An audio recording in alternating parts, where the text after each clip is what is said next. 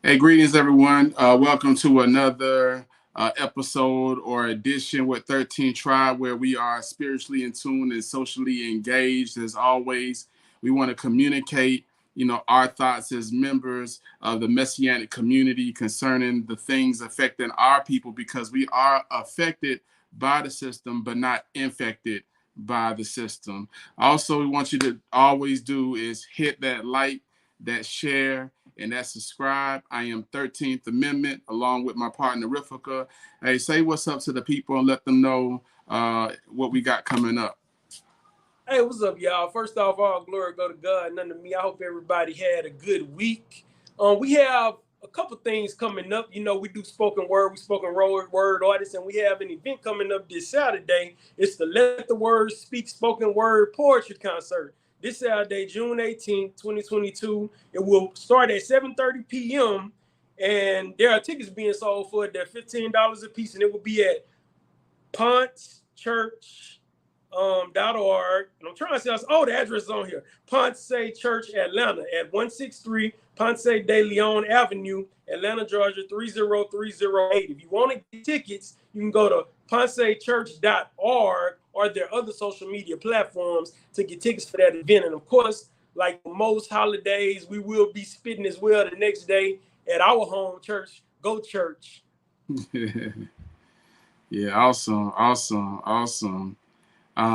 Man. So I mean, we've been talking a lot, and I know that we've had questions like, like some people would always ask us, man, why do we call ourselves the 13th Tribe? And simply put, we wanted to we wanted a brand that represents the outcast, the marginalized, the disenfranchised, the shut out, the forgotten, who God had chose to include in his community.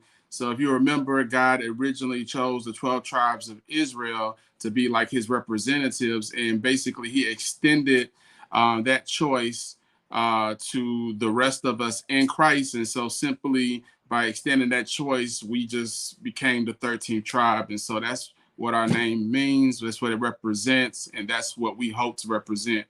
Just as people who just love what we do, you know what I'm saying? And love you.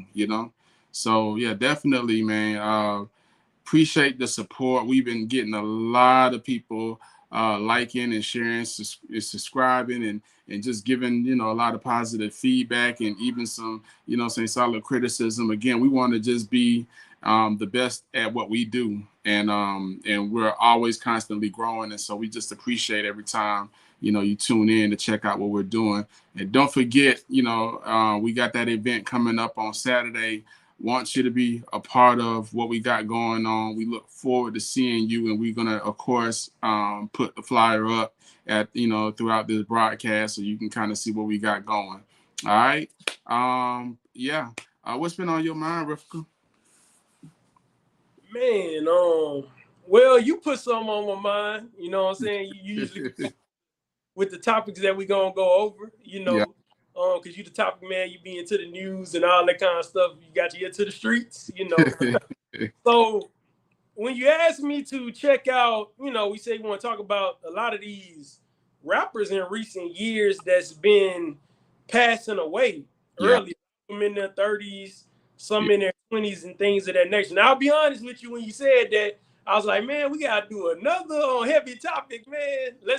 But I want to let the people know we're gonna make sure that the next one is a little bit lighter. You know what I'm saying? But we do feel like it's very important to address this issue because there's something going on in Yeah. the hip hop community, and of course, hip hop. As I was looking over these various things and the various things that's happened the past few years, I realized, and they kept saying in documentaries stuff while studying artists and stuff, that hip hop is the message of the community. You know what I'm saying? Yeah. Speaking about things going on in their communities, a lot of them, the best hip hop artists, do that, like you said in the first podcast. Yeah. Yeah.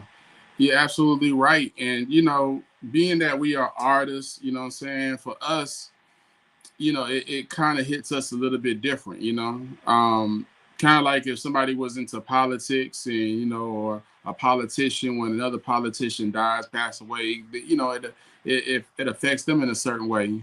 Yeah. And or whatever it is, if you're a football player, another football player passed away, that affects you a certain way because you feel like, man, these are people that are, it's like close to home.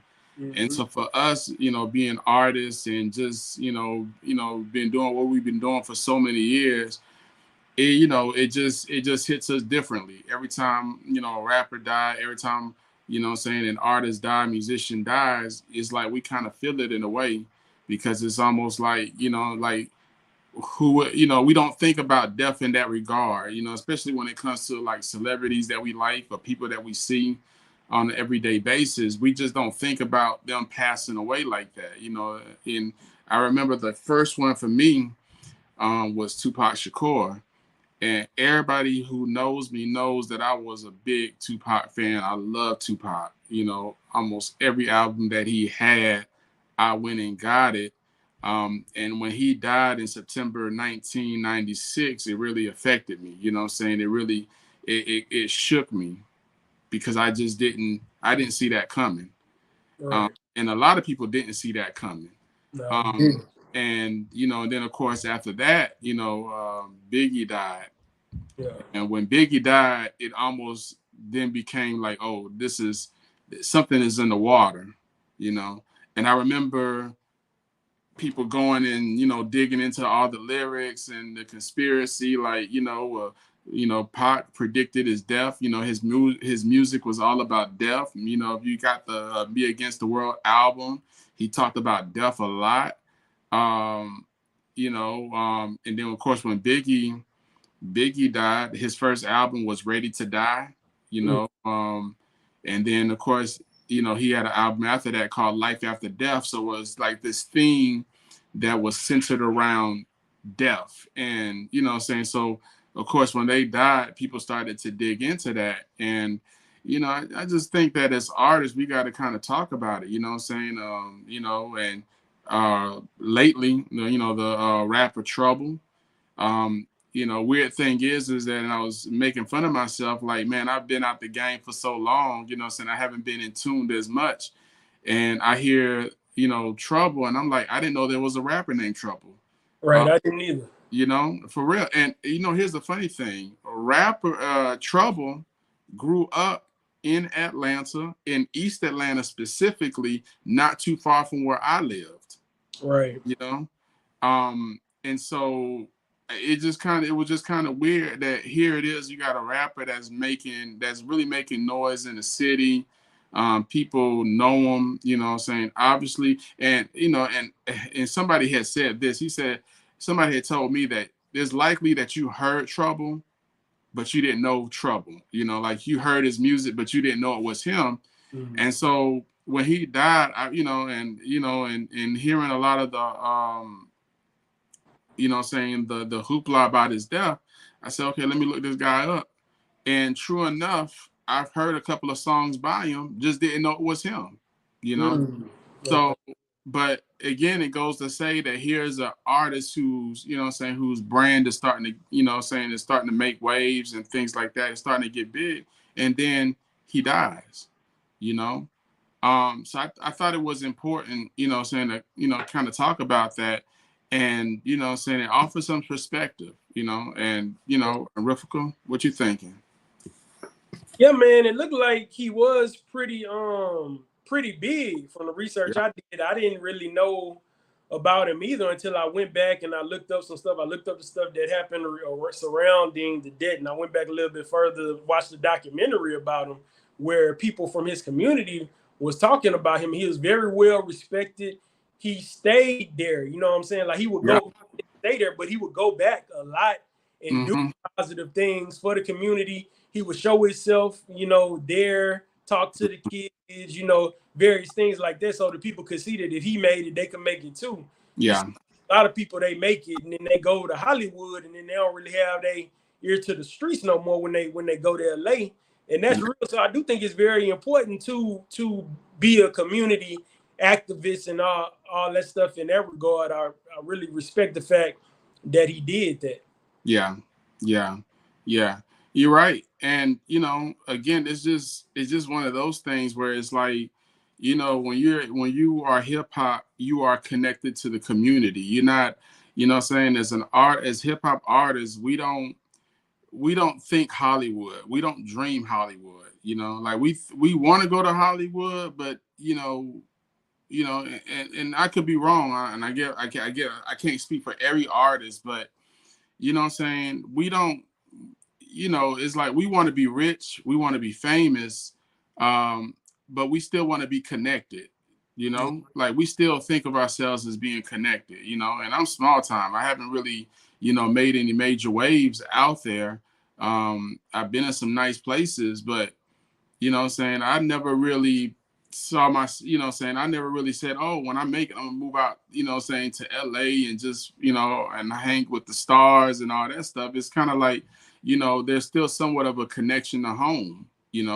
There's still somewhat of a connection to the people that what I'm saying, that you've been around and you grew up around, that in a sense keep you grounded, in a sense keep,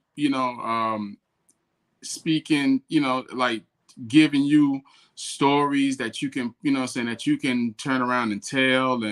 And so to be disconnected from that is very difficult, because I know a lot of people that say, well, if you got all this money, why not just leave your community and go and go somewhere else? And yes, you can do that, but kind of what makes you the person that you are is your community. And so as there used to be that famous catchphrase, keeping it real. And so we wanted to keep it real. Keeping it real meant being still connected to, what I'm saying, like what I'm saying, connected to the people that you grew up around, people that know you, people that fed you, people that trained you, people that raised you, people that spoke into your life, and that community is very important. You can't, taking community from a rapper is almost like taking a bottle from a baby, so it's, yeah, so it's like that. And so you kind of wonder, like, why is it that rappers, a lot of rappers in those days used to roll with like a posse, so to speak, like a people that they're always around. And part of that reason was a sense of keeping that connection to the neighborhood, keeping that connection to the community, having that community presence with you wherever you went. So yeah. Anything you want to add to that? Sometimes I thought back on it. I was like, what did I do to, so I'm small time too. I ain't really did. I mean, I've done some things, but not, well, but I know I made an impact. You know what I'm saying? When I was doing Christian rap a lot, or anything that I've done, poetry, rap, whatever. I was thinking, man, I was like, it made me reflect. It made me reflect back and wonder, did I do things to stay connected? You know what I'm saying? And I thought about, I was like, yeah, I mean, I was a teacher. You know what I'm saying? In Title I areas, you Mm-hmm. stay connected like that. And I felt it was very important to stay connected to the youth, to the young adults, and to the kids. And I feel like you do that as well. Like, one thing I realized when I met you was that the youth is very important to you. You know what I'm saying? The young Absolutely. adults, the teenagers and things like that. And they are very important, man. That's the most important thing that we have in the community. Because they're our future. You know Yeah. what I'm saying? And to be a positive influence on them, give them a God consciousness and things like that. That's very important. Yeah. So I want to commend you for doing that and continuing to serve in that manner. Yeah. Yeah. You know, the way I look at it is that somebody reached out to me, what I'm saying? When I was out there and I was doing the things that I was doing, somebody had reached out to me and made me feel included, made me feel like I'm a part of something that's bigger than me. And so, in a sense, that's what we, what I'm saying, that's what I aspire to always do, is to let somebody else know that, hey, what I'm saying, you are here. Yes, you are an individual, but there's something that is bigger than you that you are a part of, and you may not have realized it yet. So, we talk about being spiritually in tune and socially engaged, and we're part of the Messianic community. We're Christians, we're believers, and we're part of a local church, what I'm saying, and that's what keeps us connected to the entire movement. So we every time we participate, whether it be in church or in evangelism or whatever, it is us being able to in a sense, give back to the community, what God has given us. You know what I'm saying? It's a way of us, saying, helping the community see that, what, you're connected to something bigger than you. You know what I'm saying? It's a way for us to show, hey, God loves you. And, we think about somebody like Trouble, saying, who was very well connected to his community. And he was important to his community. Here's somebody who, saying, who was a father, who was a businessman. He's an artist. There's people who were able to have jobs because of his presence. Saying, because of what he did, what he was doing, he was able to create jobs for others. And so, that you have the economic factor, saying, that comes into play. Him dying is not something that we take lightly. You know what I'm saying?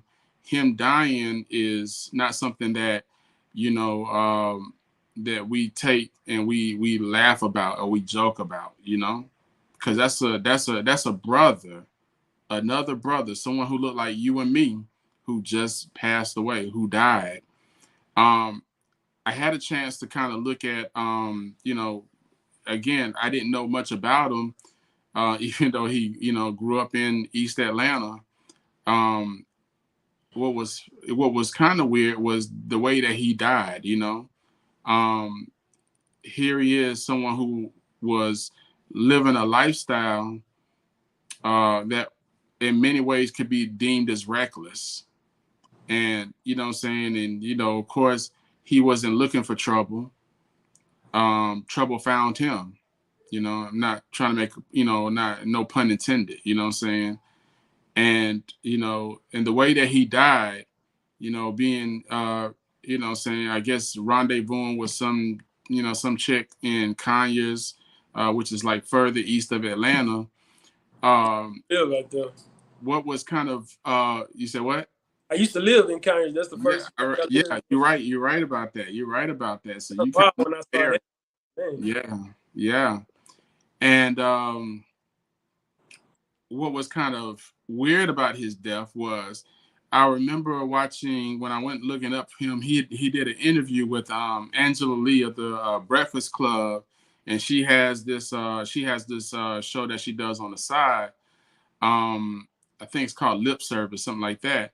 And he was in that interview, in that lip service interview, he they talked about this same issue of, saying, being caught up in some chick's house, some woman's house or whatever, sleeping with some woman, and saying her ex-boyfriend, or her boyfriend or her husband comes home in the middle of them doing the do, and the drama that can pop off as we as in regards to that.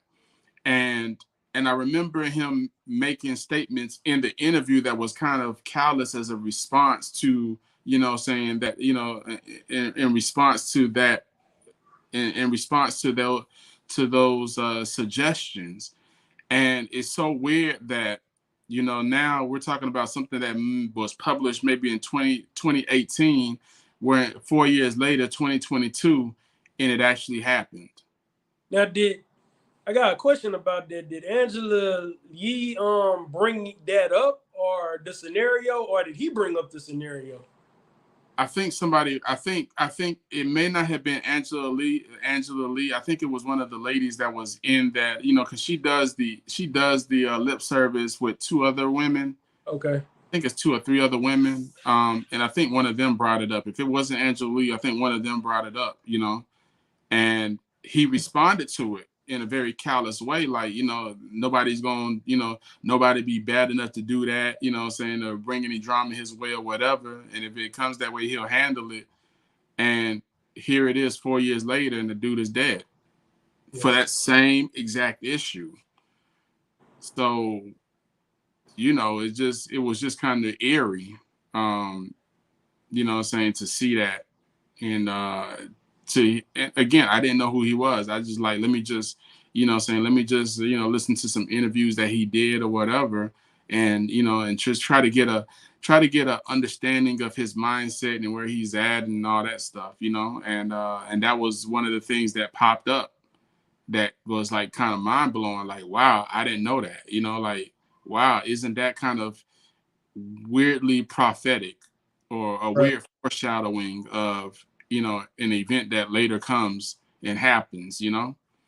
Yeah. um what do you think, you know, like what's going through your mind? Warning. I'm not sure if this is scripture or not. I don't believe it is, but I just believe it's something that people say. I'm not sure. But what came to my mind automatically when you said that is warning comes before destruction.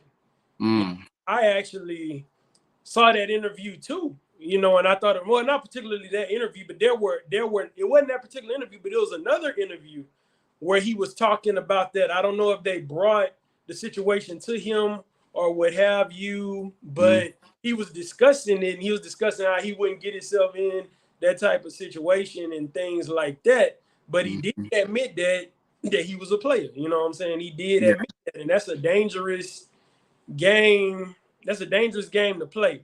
Now, what I will say, like when we discussed it the other day, is that um, you know, God, a lot of people think that's not Christians. You know, they say that Christianity has too many rules. You know what I'm saying? They say the Bible keeps you in bondage and things like that, and that nature, the commandments and all that kind of stuff. But if we look at those commandments, all of those commandments are really to keep us safe. yeah, Every sin has some sort of consequence. You yeah, know, every sin has some sort of consequence. Just be real about it. And yeah, let's take the sin of fornication. You know what I'm saying? God made sex within the confines of marriage or whatever. Just looking at it like that. You know, within the confines of marriage, the way God designed it, there are no issues. You know, God did design it for us to enjoy and to recreate.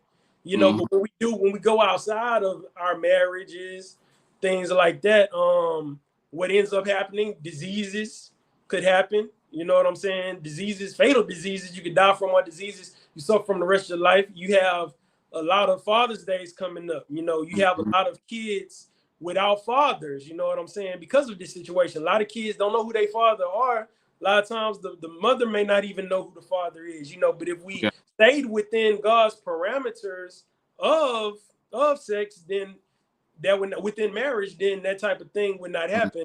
Also, another thing running through my mind, this I read also that he actually had a good woman who was his girlfriend, who was a lawyer. mm, You know what I'm saying? That he was with. Of course, she didn't say anything. She only had positive things to say about him, as we should all have positive things to say about someone that passed away and was and held a lot of weight in his community and did a lot for the community and things like that. We should mourn the passing of him. And you when you said, like, you said something a while back, and it made me think about, um I also saw something else that was a little troubling to me. I'm not gonna say any names, but there was a particular person who spoke negatively about two of the gentlemen that passed away recently. Trouble, as well as it was another rapper. He got on his Instagram live and he spoke bad about Trouble and about Young Dolph. Young Dolph is a rapper mm, who actually died before Trouble out of Memphis, mm, in November 17th, 2021. You know, and that mm, that was troubling to me, man, because as brothers, you know what I'm saying, especially a brother doing the same thing that these brothers are doing that came before them, I just don't feel like that's right to do that and talk down on your fellow man, especially when they passed or were murdered. yeah, yeah, yeah, you're right. And you know, here, and you know, and like you said, you know, and just kind of picking back off of what you said, man. The passage is Proverbs chapter 16, verse 18. Pride goes before destruction, and a haughty spirit before a fall. Now, when we talk about warning, watch this. This is in Ezekiel chapter 3. Um, and this is from verses 17 to 19.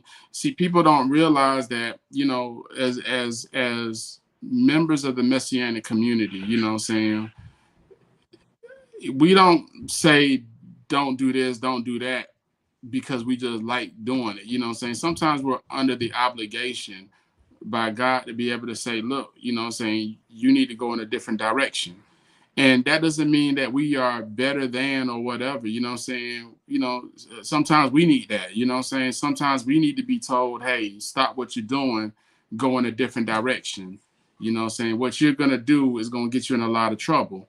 So I think we gotten into a society now that you can't tell anybody anything. You know what I'm saying? You say that, you know, someone's doing wrong, the minute you say that, they say that, oh, you know, you're judging. And that's not, it don't take, you know what I'm saying, it's not always fun. You know what I'm saying? It's not always fun to, you know what I'm saying, to come off like this, you know what I'm saying, or to say, hey, what you're doing is wrong. We don't like, you know what I'm saying, I don't like hearing when I'm doing something wrong, you know, like Right. it's Nobody. never a fun thing. But you know what I'm saying, but if I know you're doing something wrong, if I know you're gonna do something that's gonna get yourself in a whole lot of mess, I'm under obligation to tell you, look, you need to change course. You need to course correct. You know what I'm saying? Because if I'm really saying that I'm your brother, if I'm really saying that I love you, you know what I'm saying? If I'm really saying that I want the best for you, if I know that you're going down, you know what I'm saying, that you're doing something that would harm you, and I don't say nothing, then I'm just as guilty as the person who murdered you. I'm just as guilty as your enemies. You know what I'm saying? Like, you know, because I could have said something that could have probably, changed the direction that you was going. I wish somebody would have told Trouble, yo, don't go to that girl's house. You know what I'm saying? I wish somebody would have said, listen, man, I know, you know what I'm saying, I know you like her and everything, but you don't need to be there, you know? Like, that ain't for you, you know what I'm saying? You know, and there's times where I went to a girl's house and knew I had no business, you know what I'm saying, no business being there, you know what I'm saying? And the thing is that you always wish that somebody would have told you to make a different decision. Yeah. And you know, look at this in Ezekiel chapter 3. And this is what God is saying through the prophet Ezekiel. He says that, you know, if I say to the wicked, you shall surely die, and you give him no warning, nor speak to warn the wicked from his wicked way in order to save his life, that wicked person shall die for his iniquity, but his blood I will require at your hand. But Yeah. if you warn the wicked, and he does not turn from his wickedness or from his wicked way, he shall die for his iniquity, but you will have been delivered, you will have delivered your soul. You know what I'm saying? So in other words, it's like, look, you know what I'm saying, there's a sense of there's a penalty that comes with me withholding information that could save your life. You know what Mm-hmm. I'm saying?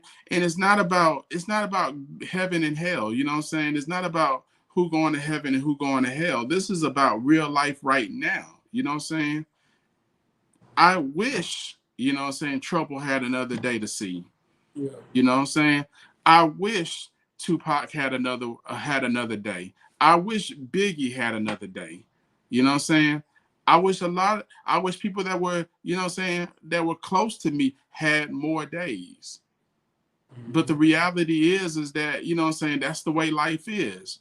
You know what I'm saying, what you put out there, the vibe that you put out there, the you know what I'm saying, that energy that you put out there, it will come back on you. You know what I'm saying?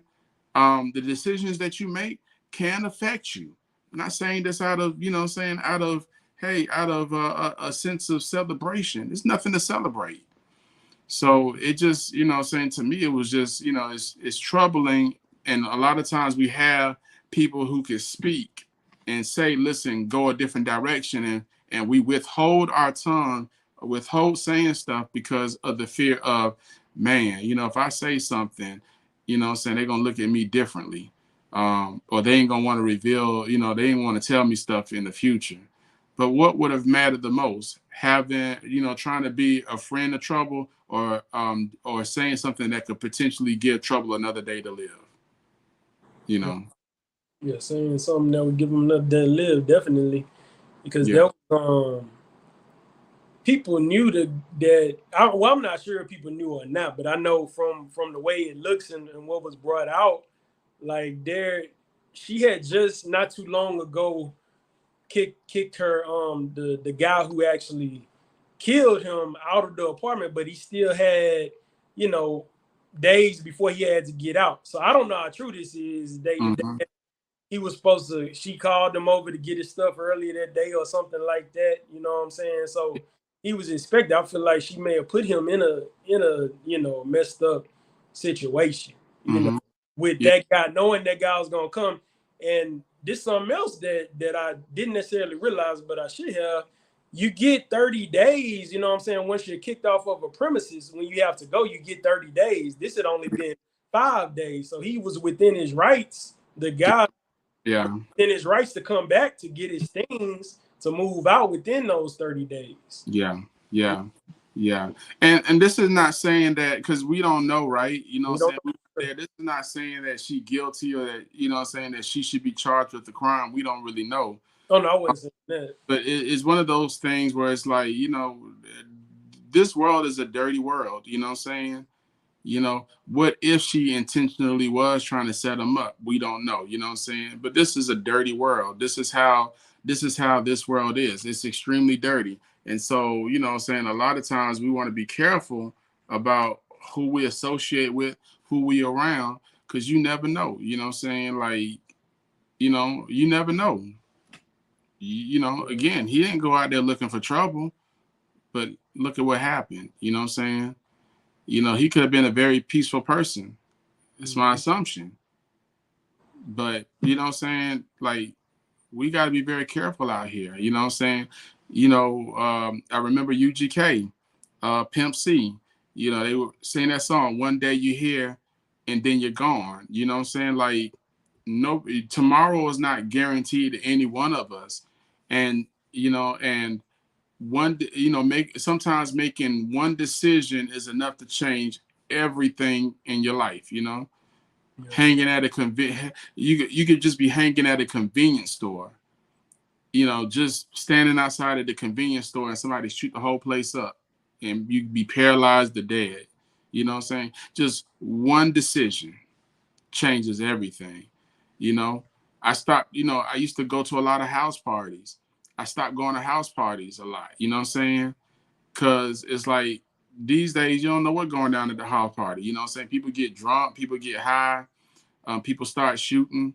You know what I'm saying? People have ulterior motives when they come. So it's like, you know what? Do I need to be in this situation anymore? And so a lot of times I don't go to house parties unless I know unless I know the people that are there. You know what I'm saying? If I know that they have great vibes or whatever, you know what I'm saying, that they spiritually in tune people or whatever, you know what I'm saying, then it might be different. But in most cases, I don't just go to any house party. You know what I'm saying? I got 2 children, wondering what it's gonna be like for them growing up. You know what I'm saying? When they say, "Hey, Dad, I'm gonna go out and go hang with my friends here and there," and I'm like, man, I don't know. You know what I'm saying? Like, I don't know if I feel comfortable. You want people to enjoy life, but sometimes that enjoyment could be the very last thing that person experiences. You know, that's our culture today. You know what I'm saying? That is our culture. Biggie celebrating in LA. You know what I'm saying? Had a album coming out. People jam to the album. Everything. He's about to make some big waves, and then he dies on his way, possibly on his way trying to leave LA. He dies, you know. But I watched a documentary about that several months back, or it might have been last year. It seemed like he went to LA because he wanted to make peace regarding the Pac situation. So he was promoting his album, but he wanted to make peace Mm-hmm. regarding that. But like you said, I feel like that was dangerous, man, because those people out there were hurting and they were upset and they were already blaming Already, Biggie yeah, already fired up. Pac situation. Yes, I don't feel like he should have went out there, man. I think people were telling him he shouldn't go out there, especially around that time in that climate. But he Yeah, did. yeah, it happened. It happened, and just to kind of put us out here, I mean, look at this, and this is just I'm trying to see just in 2022, right? Sad Frosty, the 14th of January, he died. We don't know what was behind his death, but he died.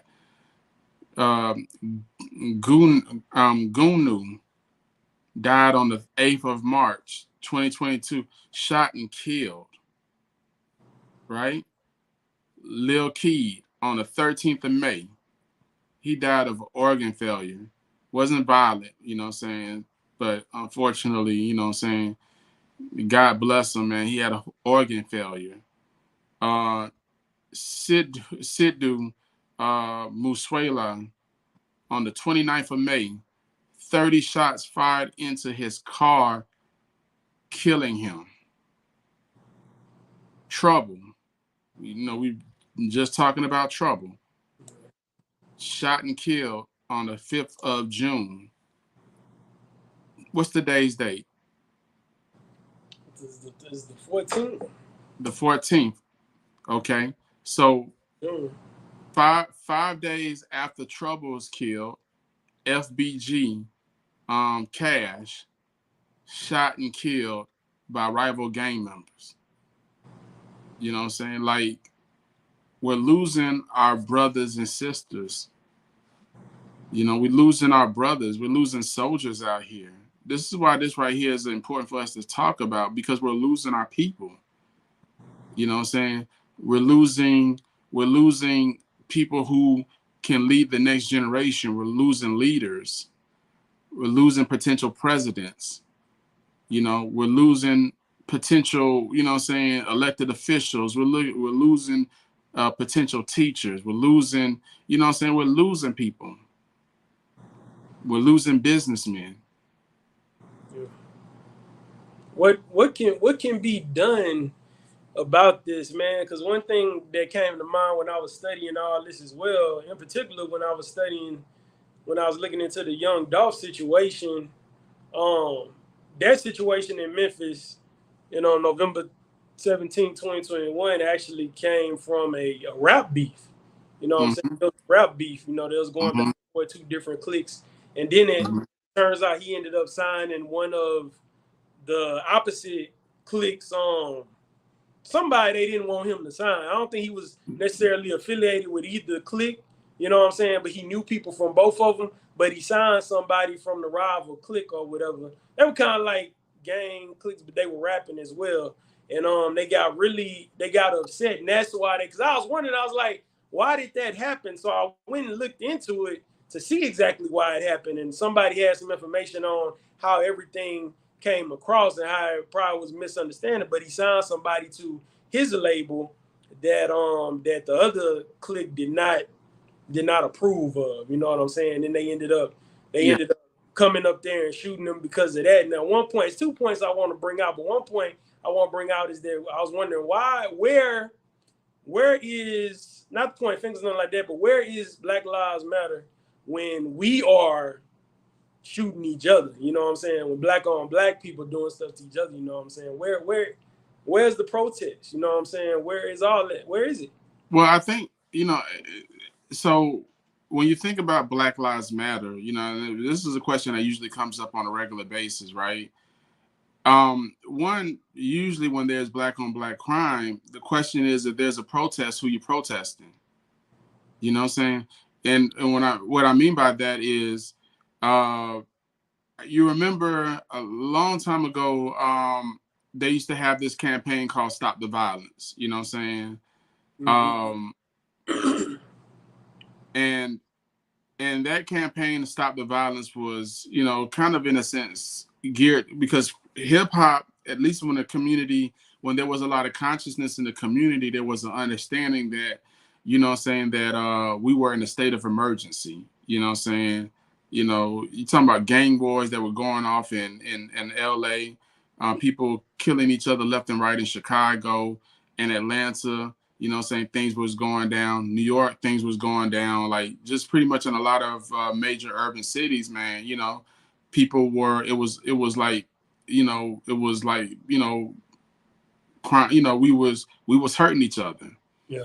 And so we there was a song that was put out called, I think it was called "Stop the Violence," and and the message was is that we as a people cannot continue to live and thrive with all this violence and chaos that's going on. You know what I'm saying? That was the thing, that was the understanding, that was the message that was pushed. There has been several organizations that have existed and continue to exist that are aimed at, saying, curbing violence in urban areas. That has never stopped. The mission of Black Lives Matter is a different one. And the mission of Black Lives Matter is specifically addressing um, um, the relationship between the Black community and the government, specifically what we would consider state sanctioned murder. You know, you can protest that because you pay taxes, to these to the elected officials. You pay taxes to the government. You expect that the government complies by certain rules, and when the government is now, and specifically police departments are now having a hand in killing citizens, you know what I'm saying? There's a problem that needs to be addressed, and you're able to protest that because you know who is behind it. You know what police precinct you need to go to. You know, um, what I'm saying, what city hall, what areas you can stand in. You can get media attention that puts pressure on the government, or puts pressure on elected officials to do something in regards to how um in regards to how people who are sanctioned by the government respond to taxpayers, Mm. right? You can't do that with drug dealers. You can't do that with gang members, right? What gang member's house you gonna stand in front of? You know what I'm saying? What drug dealer's house you gonna stand in front of to protest, or whatever. You know what I'm saying? Like, and then again, when we talk about violence, right?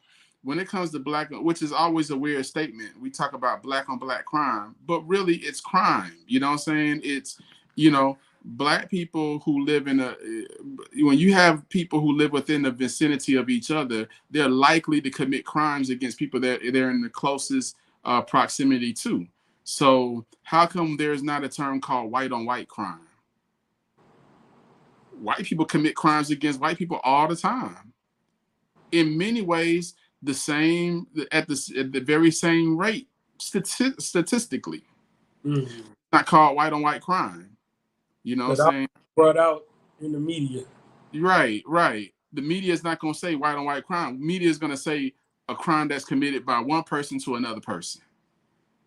This man committed a crime against this man. But when it's black people involved, is now considered a coin black on black crime.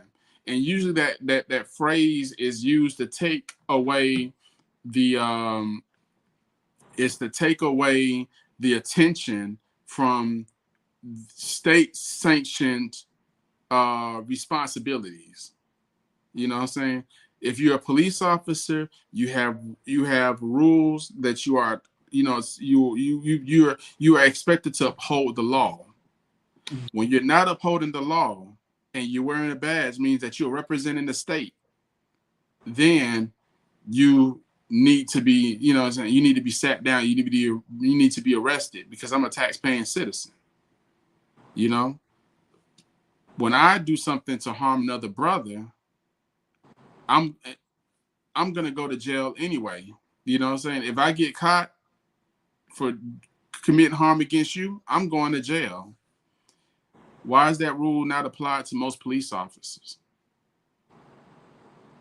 And you know what I'm saying? So crime is always going to happen. That's a reality. That's a fact of life. You know what I'm saying? We live in a broken world. We have fallen natures. We are governed and ruled by sin from a spiritual standpoint. You know what I'm saying? Crime is always going to happen between within people within a culture. However, what we don't expect is for crime to take place from people who are put in positions of power to uphold the law that prevents crime.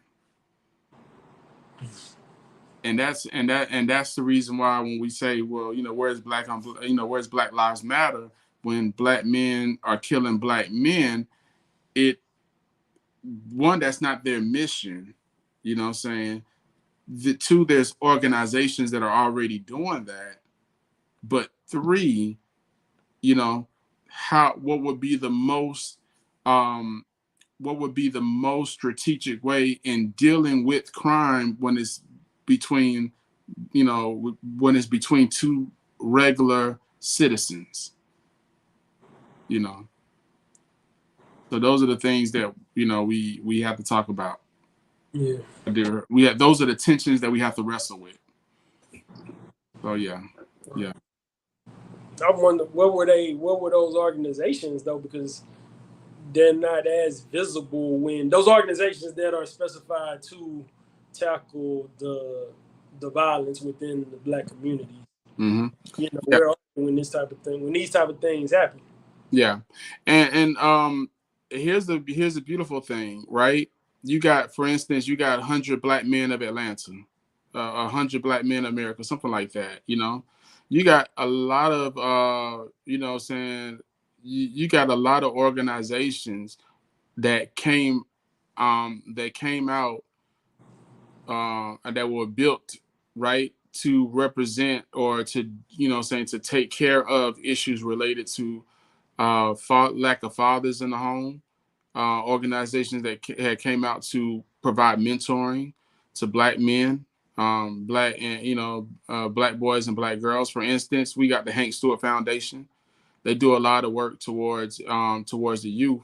These organizations help to curb the violence, what I'm saying, against things, against uh, curb the violence that takes place in our community. So they're not gonna. So the organization is not gonna be set. Is not gonna come out and say, "Hey, we are the stop the black on black killing organization." No, it's a little bit more strategic in that. They figured out that, okay, what leads to crime in a lot of our communities? The lack of jobs, the prevalence of drugs, the prevalence of guns. Okay, how can we strategically keep these things? How can we address these issues? And that's what that's what these organizations, many have evolved into. Because before it was, hey, stop the violence. This organization is out there, uh, moving drugs off the corner or whatever. They realize, well, that's not working like it used to, you know, because you still got to deal with the issues of why drugs are even coming into the neighborhood in the first place. Still got to deal with the issue of why guns are coming into the neighborhood in the first place. So, they evolved into, okay, let us address some of the root causes, right? There's a lack of black men, a lack of black fathers in the community. Then we need to create a organization that steps in the gap and becomes the black fathers that these kids can turn into, and in that way we're fighting crime committed between black men. Yeah, You see what I'm saying? yeah. But of Just course, the news media is not going to highlight that. You know what I'm saying? They got their own agenda anyway. If let you me. ever if you ever notice, they never come out when they rarely come out when things that are being done in the neighborhood is positive. They don't show up for that. That doesn't get you excited to watch the news. you know Yeah, yeah. that definitely that makes sense. I mean, I see that. I see that. But I feel like it was important for us to bring that out, and I do like the point in the way you shed light on it. You know what I'm saying? That is a very strategic manner that they going about doing that. I'd be remiss if I didn't put this out there. You know what I'm saying? Because when I was looking at the other stuff, the issue of Pop Smoke came up as well. Pop Mm-hmm. Smoke was February 19th, 2020. That's when he passed. And Mm-hmm. I was wondering why in this situation. He was at an Airbnb. He had been flossing online. You know what I'm saying? On Instagram, on social media, showing everything that he had and all that. They actually saw a receipt or something with his address on it. And they think that the people that did it were tipped off by people that were at the Airbnb with him, but also the stuff was online where they could find where he was, with the Yeah. chain kind of stuff. The young men and the young men that ended up trying to rob him, trying to take his chain, and ultimately ended up murdering him when he tried to fight them off when they came into his bed, his Airbnb to try to take it. They were poverty stricken. You know what I'm saying? These are young men that didn't have a lot. And Yeah. one thing a news anchor brought up when he was being interviewed was that maybe the access to so many people, is not as good. But what I would say is, if you have things, you really should be careful about broadcasting that online. You talked about a haughty spirit earlier. You know what I'm saying? You really should be careful about showing that stuff and broadcasting that stuff online and showing where you're at. You know what I'm saying? Because you got to keep yourself protected. You know, Yeah. so I would be careful and put this out there to the people coming up, you know what I'm saying, and people our age and stuff like that. You don't have to show everybody what you got, where you are, what you doing. You know what I'm saying? You don't gotta brag about that kind of stuff. Now let just enjoy it yourself, because sometimes when we do those things, we put ourselves in danger. Yeah. Yeah. I mean, and that's just the way the world is, pot smoke, saying I wouldn't say that he deserved to die. Um, the way that Nobody. he died, saying? And again, when you're dealing with people who don't have, and you have, they're looking to get you, because they don't have. And we got to be aware of that, at the same time, um, there's something, and we got 8 minutes left, but there's something that we call the block opportunity theory, and which means that, and this part of the strain theory, and now I'm getting into criminology, but basically it's just saying that when there's a lack of resources, when there's a lack of access to things, or there's a lack of opportunities in a certain area, the people are likely to result in crime, Mhm. are likely to turn to crime, which speaks to why crimes tend to happen in a lot of urban communities, because, if you study those communities, a lot of times it's a lack of resources, Yeah. a lack of access to what is perceived as success. And so when they see somebody successful that is close to, that is coming through, then the attitude is, yo, we got to get them. So yeah, and so we gotta, we gotta start thinking about how to be much more strategic in addressing these issues. um Things like even anger management, man. There's a lot of people who are just angry, who don't know how to communicate their anger. Like, look, this dude comes, we talk about trouble, this dude comes home and he finds his girlfriend or ex-girlfriend with another man. um yeah, your manhood might have been threatened, but could there have been a way that we could have resolved this without having to go to the gun? All You right. know what I'm saying? Or if Trouble, was the kind of person that was just shooting off the, shooting from the lip, and going off and adding, adding fuel to fire. Could there have been another way to resolve this incident where we both walk away safely? You All right. know, Anger management is a major issue. You know, uh, Influence, under the influence of, of substances is a problem. There's a lot of things that have to be addressed. Saying that a lot of what takes place doesn't take place in a vacuum. So yeah. So, and again, we are part of, whether we realize it or not, we are part of the biggest stop the violence organization that exists, and that is the church.